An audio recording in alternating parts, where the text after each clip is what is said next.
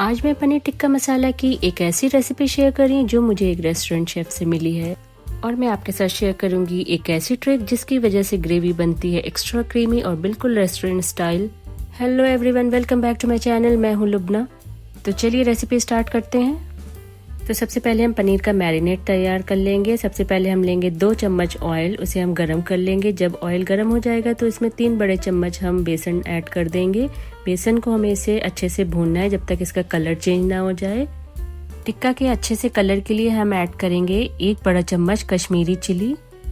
Gas को turn off कर देंगे और ठंडा होने के लिए इसे रख देंगे। जब थोड़ा ये रूम टेम्परेचर पे आ जाएगा तो इसमें और मसाले हम ऐड करेंगे। Chaat masala 1 teaspoon, cumin powder 1 teaspoon, black pepper powder 1/2 teaspoon, kasuri methi 1 tablespoon, salt as per taste, 3 to 4 tablespoon yogurt. इन सारे ही इंग्रेडिएंट्स को अच्छे से मिक्स कर लेंगे और आधा चम्मच सॉल्ट भी ऐड कर देंगे। इसे भी एक बार अच्छे से मिक्स कर लेंगे।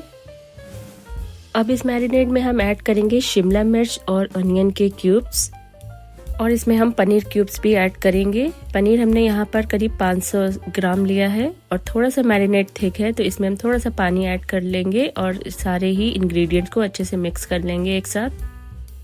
अब थोड़ी देर के लिए इसे रेस्ट करने को रख देंगे। अब एक पैन में थोड़ा सा ऑयल या बटर गरम करें। मैरिनेटेड पनीर को पैन में डालकर मीडियम फ्लेम पर शैलो फ्राई करें। एक एक करके सारे पीसेस डाल दें और अगर पनीर ज़्यादा है तो 2 बैचेस में हम फ्राई कर सकते हैं। पनीर को ज़्यादा मत हिलाएं। जब एक साइड से गोल्डन हो जाए तब पलटें। हर साइड से थोड़ा थोड़ा पक जाना चाहिए जैसे रेस्टोरेंट स्टाइल टिक्का होता है।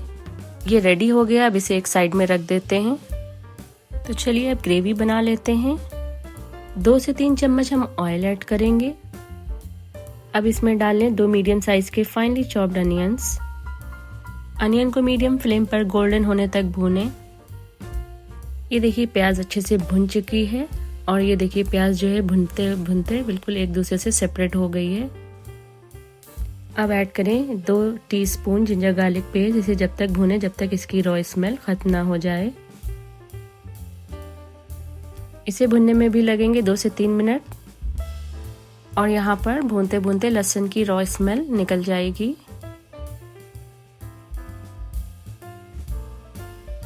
अब यहाँ पर हम ऐड करेंगे महीन कटे हुए टमाटर। यहाँ पर हमने 3 मीडियम साइज के टमाटर लिए हैं, उसे फाइनली चॉप कर लिया है और यहाँ पर शामिल कर देंगे। टमाटर को यहाँ पर हमें इतना भूनना है कि टमाटर भी सॉफ्ट हो जाएं। अब हम यहाँ पर ढक्कन लगा देंगे ताकि टमाटर अच्छे से गल जाएं। 3 मिनट बाद जब हम ढक्कन हटाएंगे तो यहाँ पर टमाटर सॉफ्ट हो गए हैं। अब इसे हम अलग रख लेंगे और ठंडा करने के बाद इसे ग्राइंड कर लेंगे। नेक्स्ट स्टेप में हम लेंगे थोड़ा सा कुकिंग ऑयल। उसमें डालेंगे हम 2 से 3 पीस लौंग इलायची के और जो प्याज और टमाटर का जो पेस्ट हमने बनाया था वो हम इसमें शामिल कर देंगे।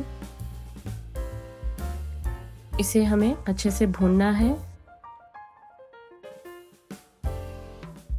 तो ऑलरेडी प्याज और टमाटर पहले से पके हुए हैं तो इसे पकने में ज़्यादा टाइम नहीं लगेगा। थोड़ा सा हम भूनेंगे, फिर इसमें हम शामिल कर देंगे कुछ पाउडर्ड मसाले। Red chilli 1 tablespoon, turmeric powder 1/4 teaspoon, coriander powder 2 teaspoon, cumin powder 1 teaspoon, black pepper powder 1/2 teaspoon, salt थोड़ा सा ऐड कर देंगे। पहले भी हमने सॉल्ट ऐड किया है इसलिए यहाँ पर थोड़ा सा ही ऐड करेंगे और बाद में टेस्ट करने के बाद हम आगे पीछे सॉल्ट कर सकते हैं। सारे ही मसालों को हम एक बार अच्छे से भून लेंगे और गैस का फ्लेम हम मीडियम टू लो रखेंगे। ढक्कन लगा के इसे हम पकने के लिए रख देंगे। करीब 5 मिनट बाद ये देखिए ऑयल सेपरेट हो गया है। हमारा मसाला बहुत ही अच्छे से भुन चुका है। अब इसमें हम शामिल कर देंगे पनीर टिक्का जो हमने बना के रखा था। इसे भी मसालों के साथ अच्छे से हम मिक्स कर लेंगे। तो पनीर टिक्का की जो ग्रेवी है वो एकदम रेस्टोरेंट स्टाइल बनाने के लिए जो शेफ होते हैं वो इसमें ऐड करते हैं कॉर्न स्टार्च की स्लरी। यहाँ पर हमने 1 चम्मच कॉर्न स्टार्च लिया है और इसमें थोड़ा सा पानी ऐड करके एक स्लरी हम बना लेंगे और इसको इसमें हम डाल देंगे और इसे अभी हमें चला के अच्छे से एक बार मिक्स कर लेना है। ये जो कॉर्न स्टार्च स्लरी डाली है इसे भी हम पका लेंगे ताकि ये भी एक अच्छे से इसका पक जाए इसके साथ में। रिच और क्रीमी फ्लेवर के लिए इसमें हम शामिल कर देंगे फ्रेश क्रीम। 3 टेबलस्पून हमने इसमें फ्रेश क्रीम डाली है। आपके पास ये मार्केट वाली फ्रेश क्रीम नहीं है तो आप घर वाली मलाई को भी अच्छे से फेंट के डाल सकते हैं। क्रीम को हम यहाँ पर अच्छे से मिक्स कर लेंगे ग्रेवी के साथ। क्रीम को हमें बहुत ज़्यादा नहीं पकाना है, बस मिक्स करने के बाद इसमें हम डाल देंगे हरी मिर्ची स्लिट करी हुई और थोड़ा सा हरा धनिया फाइनली चॉप करके हम इसमें शामिल कर देंगे। और यहाँ पर पानी हम ऐड कर देंगे जितनी हमें कंसिस्टेंसी चाहिए है। एक बार अच्छे से स्टर दे देंगे, सबको मिक्स कर लेंगे। मिक्स करने के बाद आप चेक कर सकते हैं नमक, अगर नमक थोड़ा सा और डालना है तो आप नमक भी ऐड कर सकते हैं। ग्रेवी का नमक थोड़ा कम था तो यहाँ पर हम थोड़ा सा नमक और ऐड कर लेंगे। एक बार फिर से अच्छे से मिक्स देंगे इसे।